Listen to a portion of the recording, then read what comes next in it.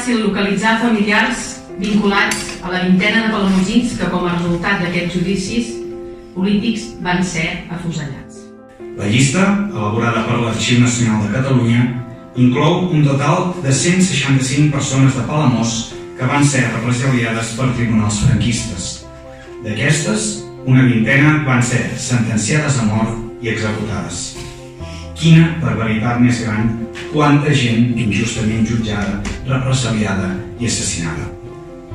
Diu així, el primer fragment. 1939, año que acaba la guerra, empieza una represión que enluta toda esta tierra. La noche del 6 de marzo del año ya señalado, fuertes golpes en la puerta me despertaron sobresaltado. San Juan de Palamós, en mi pueblo natal, vinieronme a llamar a altas horas de la noche, y dejando la familia y mi más querido hogar, fuéronme a trasladar a Palamós en coche.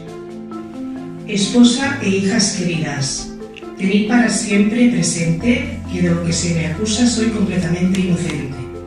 Avui és un dia molt especial per la meva família. Després de 80 anys, es reconeix el que a casa tots sabíem, que el judici del nostre avi va ser injust. Una injustícia que va condicionar el seu futur i el de tots nosaltres.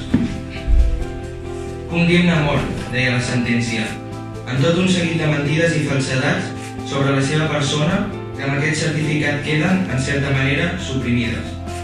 Avui hem vingut 3 generacions a recollir la nul·litat de la sentència, però hi falten els seus 2 fills, el tio Àngel i l'àvia Margarita, que una nit van veure com s'emportaven el seu pare i no tornava més.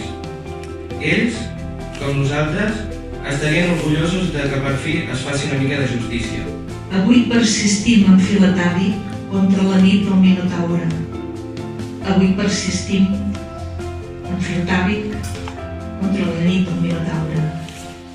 Estem als sembrats fornint la primavera i tu també hi ets. El meu pare va néixer a Madrid. Naixement és una circumstància de la vida. Però de petit, de jovenet, va venir a Palamós, es va integrar, va ser popular, inclús va jugar a futbol, va anar a treballar al tren i era un gran republicà i un demòcrata. I estic segur que si ara estigués aquí diria visca Catalunya i llibertat dels presos polítics.